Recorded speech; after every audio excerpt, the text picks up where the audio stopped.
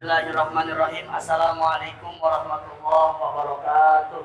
Waalaikumsalam warahmatullahi wabarakatuh. Alhamdulillahirabbil alamin. Amma ba'du. Para muhtaram yang terhormat yang kami hormati, sekaligus masuk Pesantren Al-Karimiyah, Bapak Dr. Kiai Haji Ahmad yang terhormat yang kami hormati, Bapak Rektor Institut Depok, yakni Bapak Kiai Haji Dr. Ahmad Fatih DMN. Alhamdulillah telah hadir kita hormati struktural KID, hormati para dosen, para dewan mahasiswa, para mahasiswa-mahasiswi Islam Depok. Alhamdulillah sore hari telah hadir dalam aula kampus IID. Kemudian semua termasuk orang-orang yang pandai bersyukur kepada Allah Subhanahu wa taala, salawat dan salam semoga tercurah kepada Nabi Muhammad sallallahu alaihi wasallam. Alhamdulillah pada sore hari ini kita kembali dalam kegiatan kita, yaitu acara kantin singkatan dari kajian rutin pada sore hari ini, hari Jumat tanggal 7 April tahun 2023, yang akan kita akan mendengarkan arahan atau nasihat serta pembelajaran dari Bapak Rektor Institut Islam Depok. Sebelum itu, mari sama-sama kita mulai kegiatan ini dengan membaca surat Al-Fatihah. Semoga acara kita senantiasa dari Allah Subhanahu wa taala. Al-Hadiyah Al-Fatihah.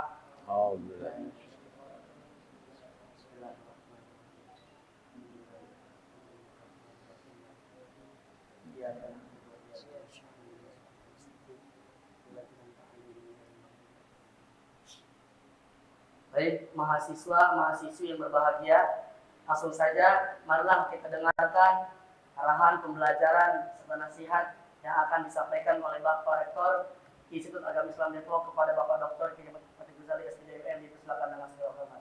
Shallu ala Nabi Muhammad.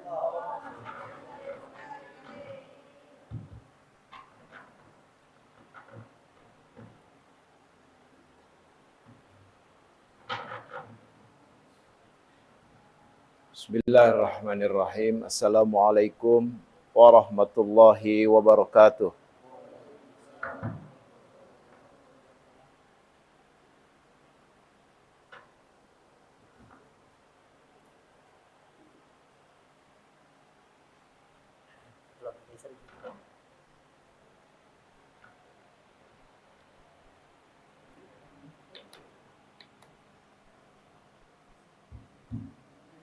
Alhamdulillahirabbil alamin. Wassalatu wassalamu ala syarafil mursalin Sayyidina wa habibina wa syafiina wa maulana Muhammadin wa ala alihi wa sahbihi ajmain. Amma ba'du. Hadirin, rekan-rekan mahasiswa yang berbahagia, pertama yang saya hormati pimpinan Pesantren Al-Karimiyah Habibul Kiram Dr. Kiai Haji Ahmad Manhuri. Mudah-mudahan senantiasa diberi kesehatan Allah Subhanahu wa taala.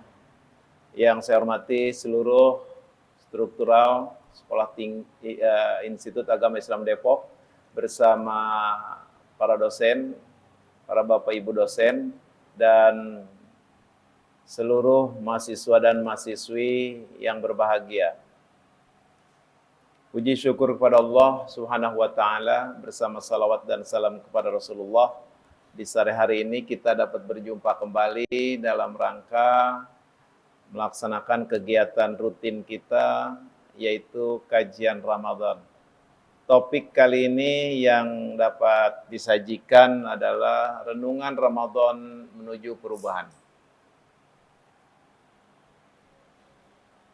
Teman-teman seluruh mahasiswa di mana saja berada, alhamdulillah di sore hari ini kita setelah melaksanakan kuliah dapat juga melaksanakan kegiatan berikutnya, yaitu kajian rutin yang diselenggarakan oleh DEMA dan organisasi yang ada di lingkup Institut Agama Islam Depok. Mudah-mudahan kajian ini dapat memberikan kontribusi buat bagaimana kita dapat meningkatkan nilai dan kualitas kita menuju perubahan. Seluruh mahasiswa yang berbahagia, kalau kita cermati, kita analisa landasan yang mewajibkan berpuasa, itu ayat yang begitu masyhur ya, yang sudah sangat tenar, yaitu Al-Baqarah 183 yang sudah tidak asing lagi, yang berbunyi A'udzubillahi minasyaitonirrajim. Ya ayyuhalladzina amanu kutiba alaikumusiyam kama kutiba alal ladzina min qablikum la'allakum tattaqun. Nah, ini ayat atau landasan teologi yang menjadikan Muslim seluruh dunia melaksanakan ibadah puasa Ramadan.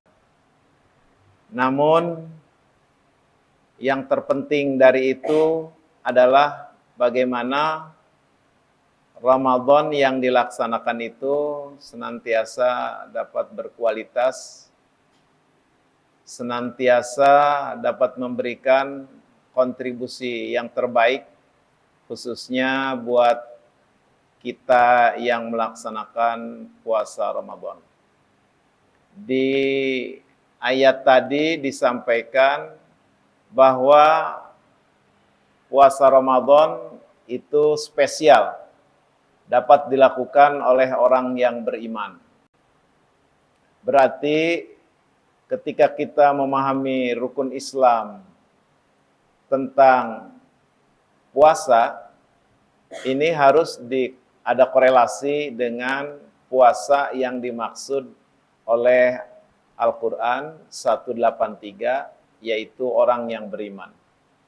Ketika seorang muslim berpuasa, maka landasan yang menyebabkan orang muslim dapat berpuasa dengan baik adalah nilai, yaitu beriman.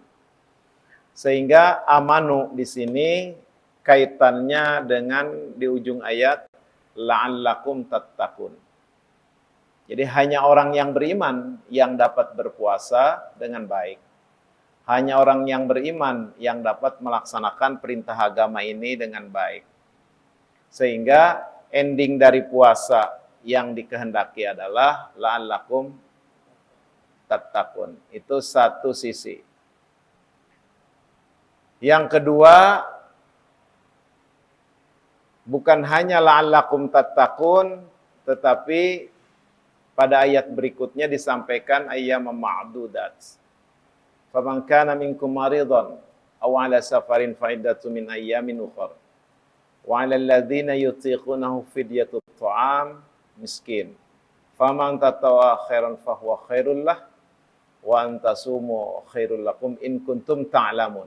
Nah, ini nilai dari yang kedua ketika orang beriman itu berpuasa.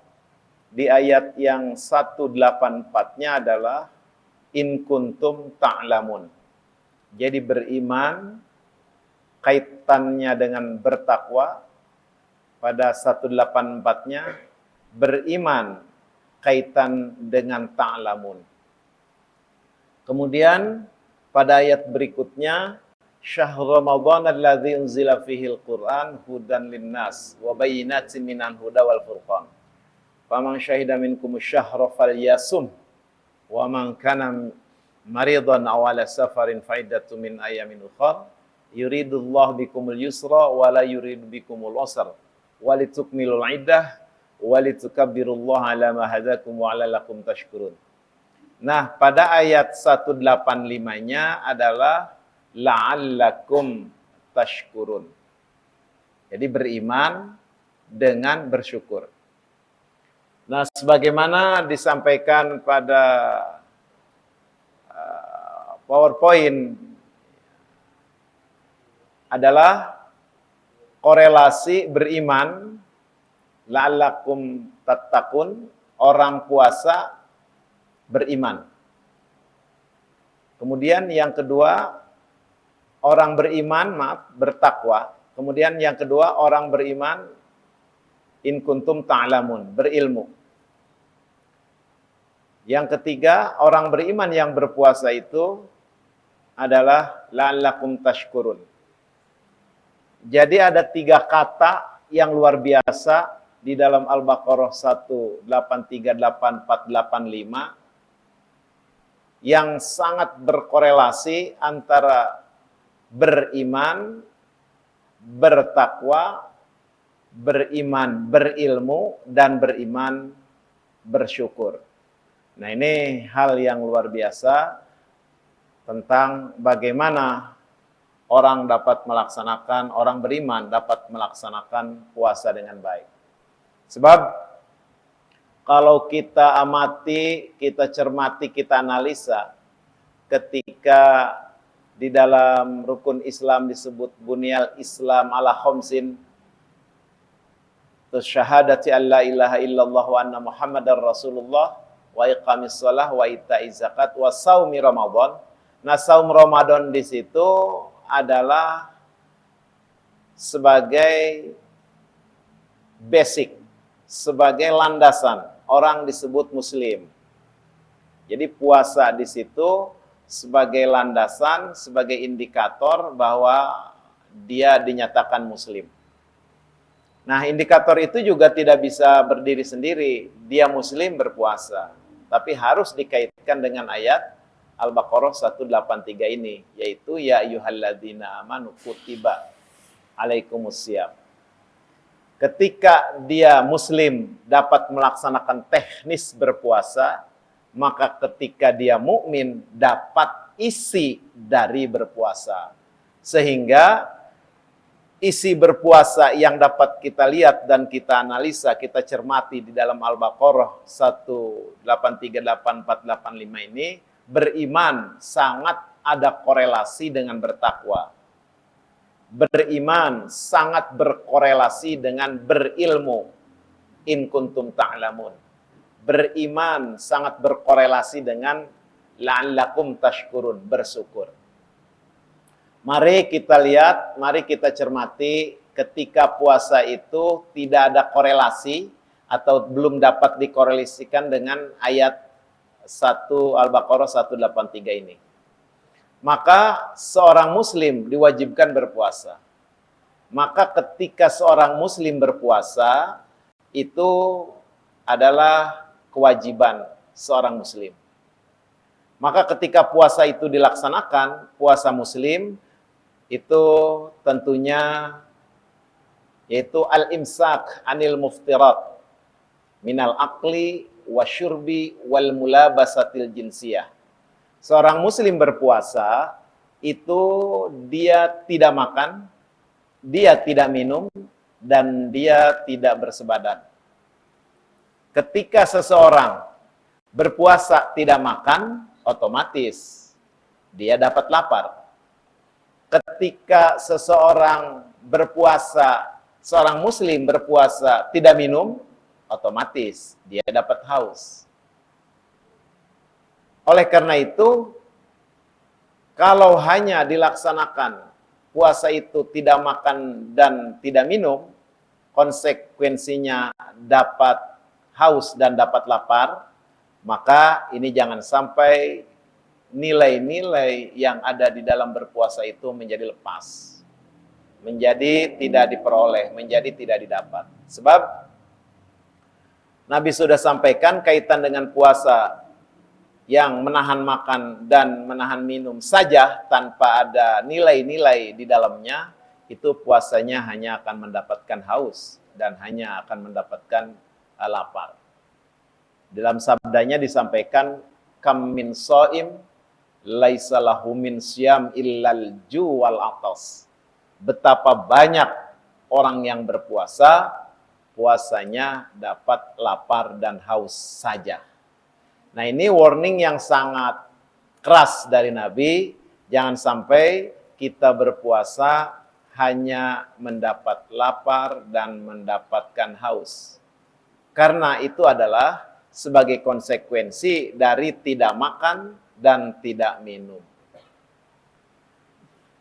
Seluruh mahasiswa, mahasiswi di mana saja berada, ketika ayat itu melulu difahami secara tekstual, seorang muslim wajib berpuasa, maka akan terlihat sekali puasa seorang muslim ketika senja sudah tiba, sore sudah tiba, menjelang maghrib. Dapat kita lihat dimanapun, ya, dimanapun seorang muslim yang berpuasa, dapat dipastikan ketika senja sudah tiba, sore sudah datang, mereka mempersiapkan untuk mencari makanan yang diinginkannya. Betul ya? Bisa kebayang. Jam 5 sudah muter-muter. Nyari apa? Nyari takjil. Sebetulnya takjil itu bukan makanan ya. Takjil itu artinya menyegerakan berpuasa. Cuman karena sudah menjadi istilah yang keliru, akhirnya dipakai terus keliru juga.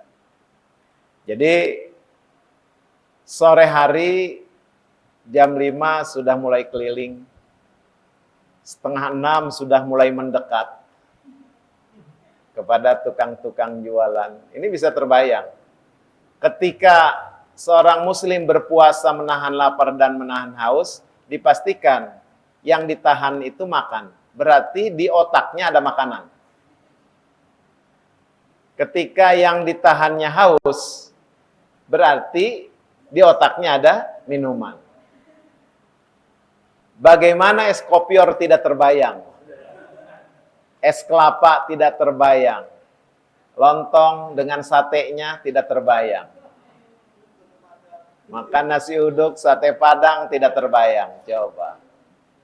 Itulah perilaku muslim ketika dia berpuasa.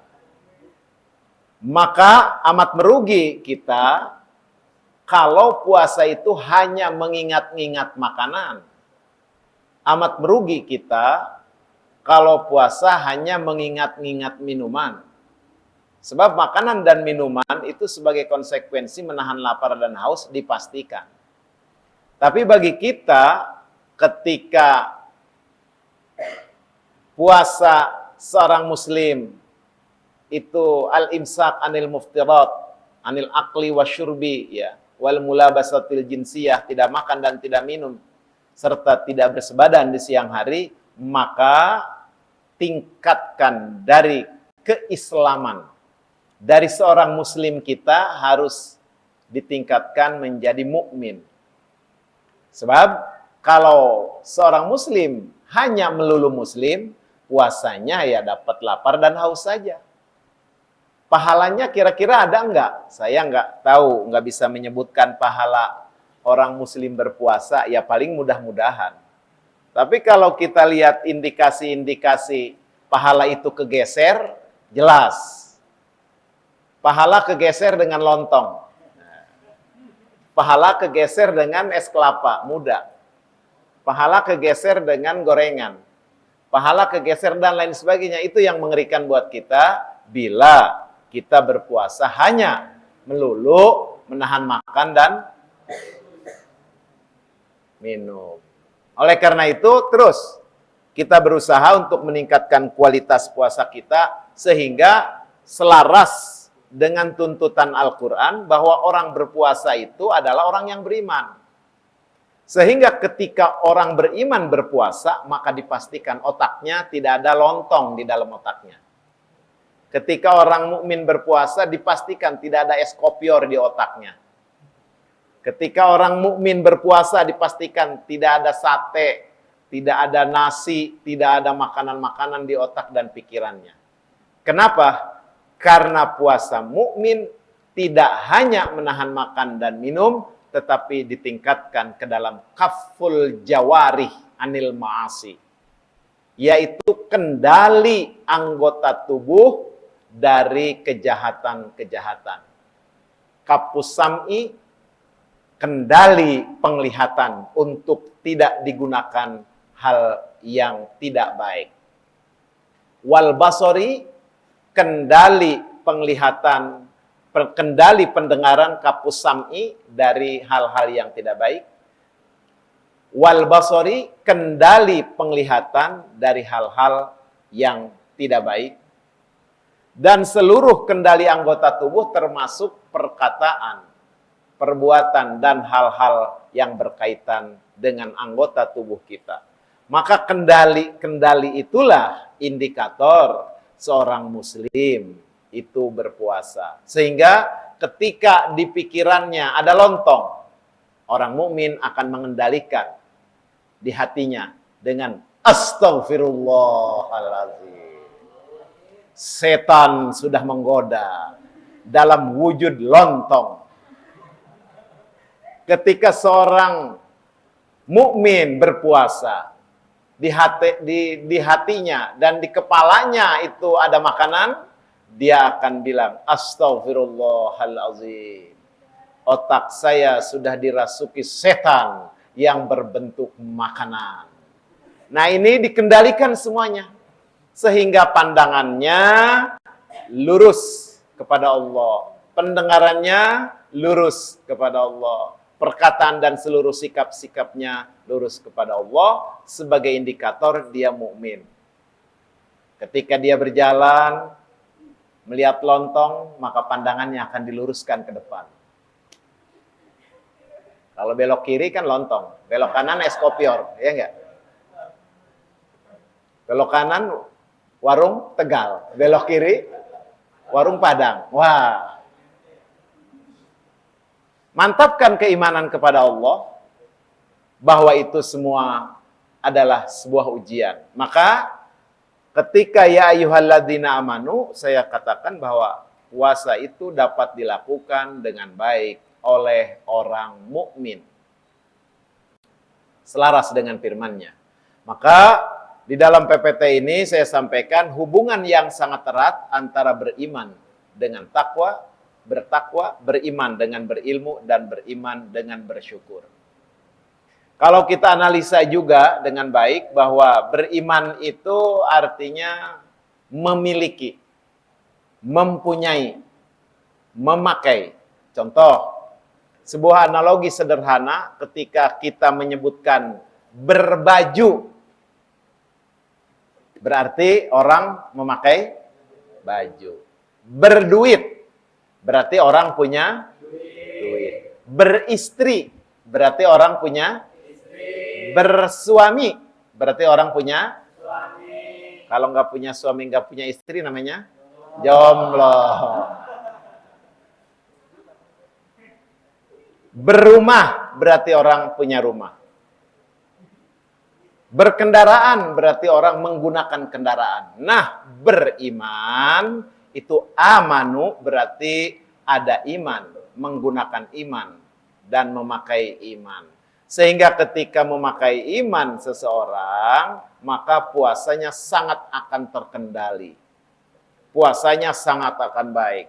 Dia tidak akan tergoda dengan makanan-makanan yang ada di kiri kanannya, bahkan di depan mata sekalipun. Kenapa? Karena orang beriman itu adalah orang yang fokus kepada Allah Subhanahu wa Ta'ala. Oleh karena itu, kalau kita amati juga tentang beriman tadi adalah memiliki, berarti beriman, iman di situ adalah nilai, iman di situ adalah kualitas, iman di situ adalah isi. Di sini ada split terkadang kita di dalam memahaminya tentang iman. Seperti di dalam menerjemahkan masdar, iman dari amana yu'minu iman. Amana yu'minu itu kata kerja, iman itu kata benda. Maka ketika iman itu kata benda atau masdar, itu terjemahnya harus kata benda. Bukan beriman, tetapi keimanan. Iman itu translate-nya keimanan. Iman itu translate-nya kepercayaan. Atau iman itu diterjemahkan keimanan. Jadi keimanan, kepercayaan, atau keyakinan itu terjemah dari iman. Sehingga terkadang keimanan, keyakinan, kepercayaan itu menipis dan menebal. Kuat dan lemah. Itu keimanan namanya, bukan iman. Sehingga pengertian iman bahasa Arab yang diterjemahkan ke dalam bahasa Indonesia itu adalah keimanan, kepercayaan atau keyakinan, maka ini didefinisikan di dalam sebuah ta'rif yaitu tasdiqun bil qalbi. Iman adalah tasdiqun bil qalbi.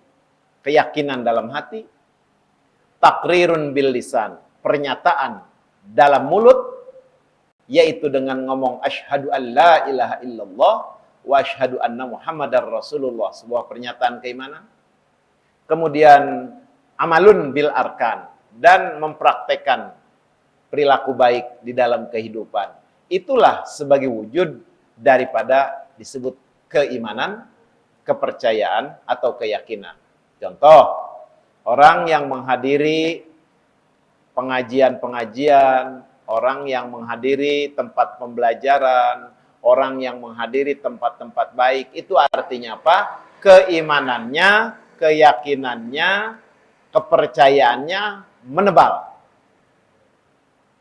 Sekarang sore-sore yang mestinya adalah kelalang keliling mencari makanan minuman yang di otaknya adalah otak makanan dan minuman, tapi kita hadir di dalam acara kantin untuk meningkatkan keimanan, meningkatkan kepercayaan, dan untuk meningkatkan keyakinan kepada Allah Subhanahu wa taala. Maka saya yakin keimanan kita menebal.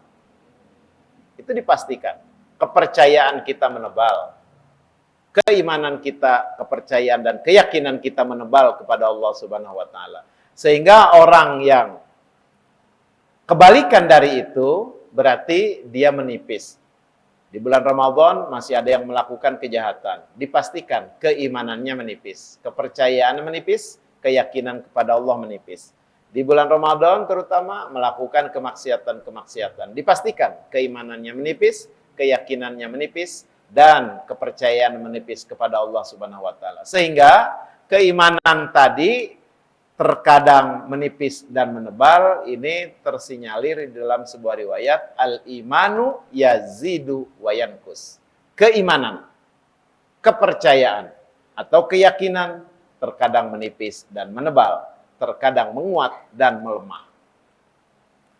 Nah, ada yang satu terminologi yang barangkali jarang sekali disampaikan, bahwa iman masdar itu diterjemahkan ke dalam bahasa kita iman juga. Jadi adopsi iman bahasa Arab ke dalam bahasa kita iman juga. Nah, ketika iman dalam bahasa Arab amana yu'minu iman masdar itu diterjemahkan iman juga, maka pengertiannya bukan keimanan. Pengertiannya bukan keyakinan. Pengertiannya juga bukan kepercayaan. Sehingga tidak ada menipis dan tidak ada menebal. Karena pengertiannya bukan kepercayaan, bukan keyakinan, dan bukan keimanan. Tetapi iman di situ adalah nurun fil qalbi. Nah, ini. Jadi iman yang diterjemahkan kedua, model kedua adalah nurun fil qalbi, yaitu nur yang ada di dalam dada manusia, di dalam hati manusia. Ini sudah disampaikan ya di dalam Al-Hujurat, bahwa ketika waqalatil a'rabu amanna, orang Arab datang ke Nabi, ya Rasul, saya sudah beriman, amanna.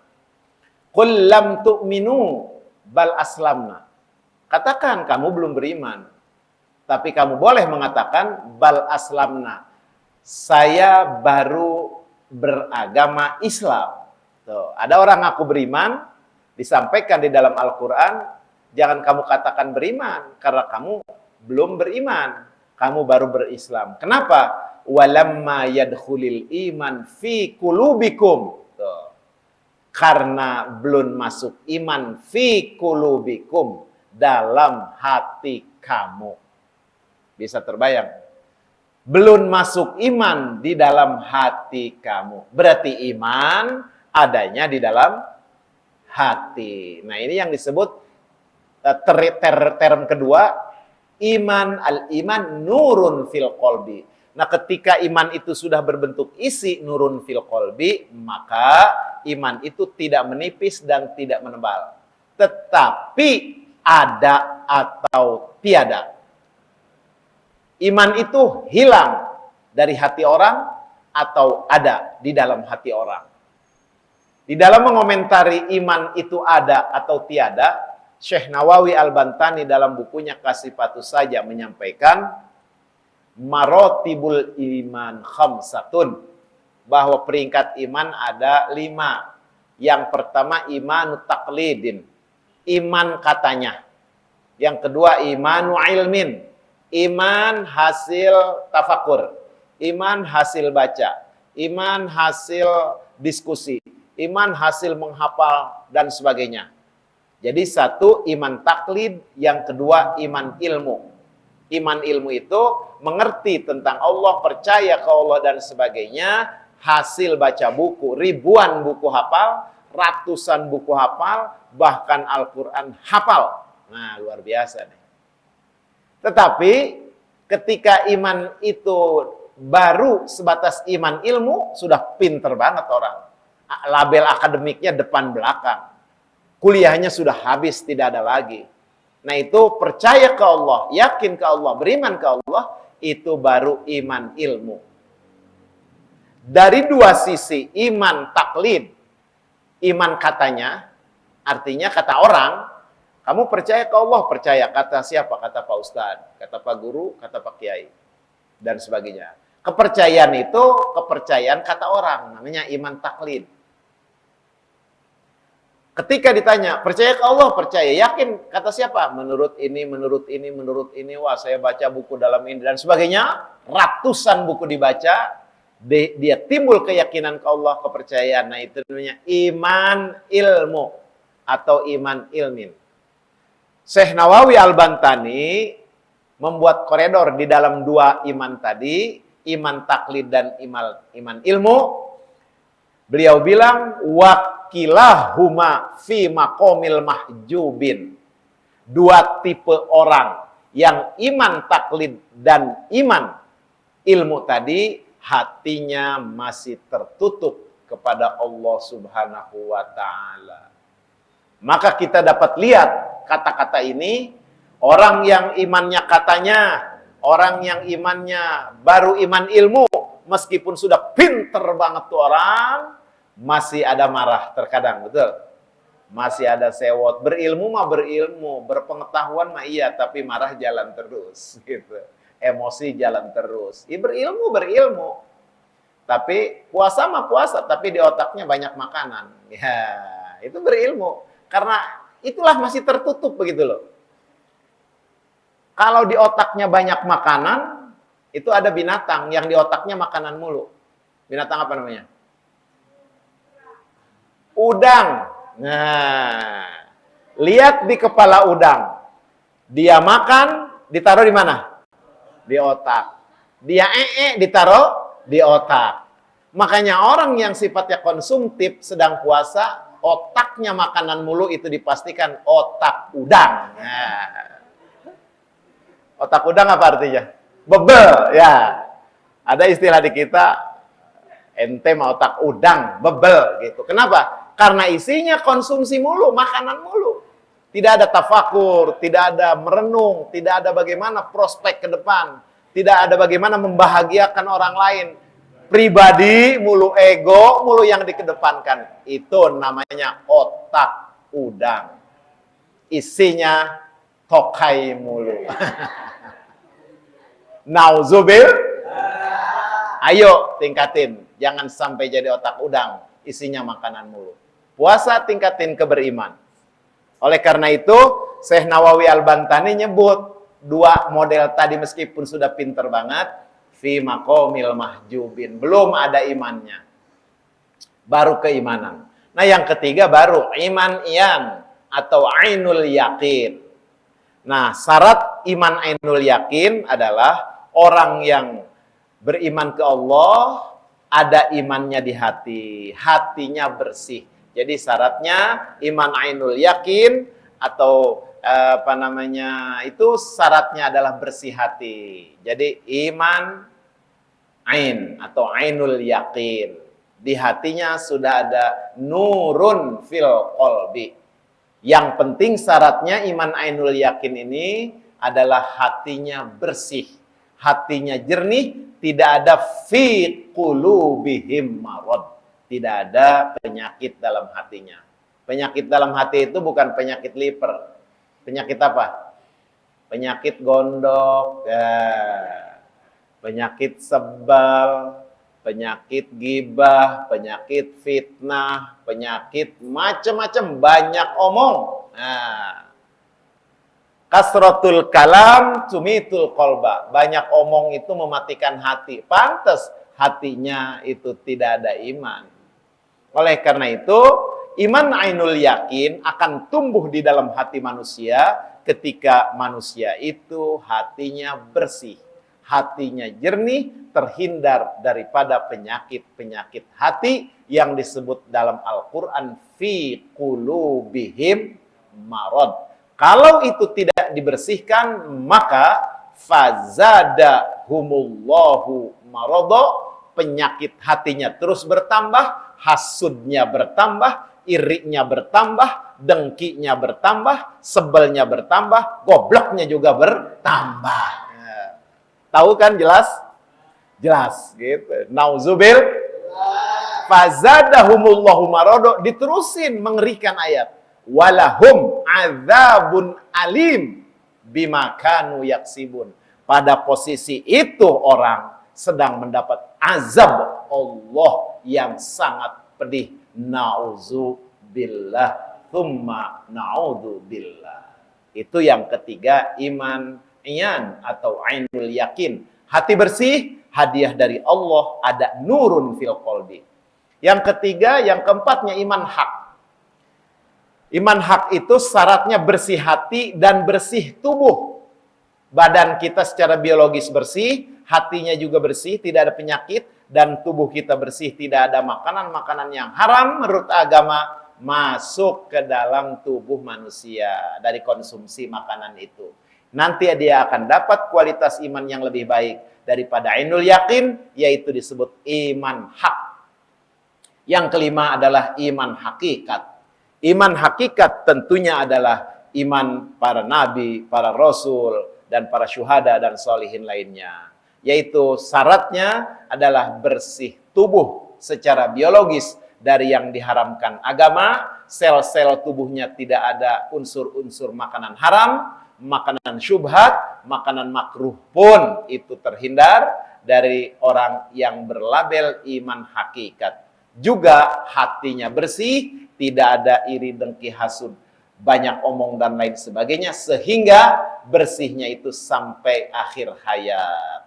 Nah, 3 poin iman iyan atau ainul yakin, iman hak dan iman hakikat, itu adalah energi kekuatan yang Allah berikan kepada orang yang bersih hati sebagai hadiah dari kebersihan hati. Nah, iman inilah yang digunakan oleh orang-orang saleh untuk membantu, membersihkan, menolong orang tuanya yang ada di alam kubur. Orang tuanya yang sudah meninggal. Sehingga orang saleh tadi doanya makbul, nembus ke alam kubur, nembus ke alam arwah. Kenapa? Karena iman ini yang menembuskannya, bukan ucapannya, bukan tindakannya. Nah, ini teman-teman mahasiswa yang berbahagia.